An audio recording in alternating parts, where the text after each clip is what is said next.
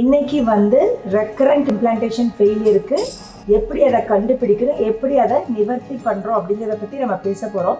So திரும்ப திரும்ப 3 தடவை நல்ல கரு வச்சு ஒட்டலை அப்படின்னா அதுக்கு காரணம் இருக்குது. அது ரெக்கரண்ட் இம்ப்ளான்டேஷன் ஃபெயிலியர் அப்படிங்கிறோம்.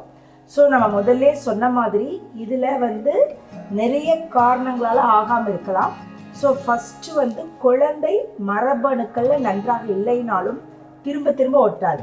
ஸோ அப்போ அது மாதிரி இருக்கிறவங்களுக்கு அப்பா அம்மாவுடைய மரபணுக்களையும் சோதிக்கிறோம். குழந்தைய கர்ப்பப்பையில் வைக்கிறதுக்கு முன்னாடி ப்ரீ இம்ப்ளான்டேஷன் ஜெனட்டிக் ஸ்க்ரீனிங் பண்ணி குழந்தை மரபணுக்களில் நல்லா இருக்கான்னு கண்டுபிடிச்சு அதை வைக்கும்போது இது மாதிரி ஆவதற்கு வாய்ப்பு கம்மி. இரண்டாவது, கர்ப்பப்பையில் கட்டிகள் இருக்குது, இன்ஃபெக்ஷன் இருக்குது,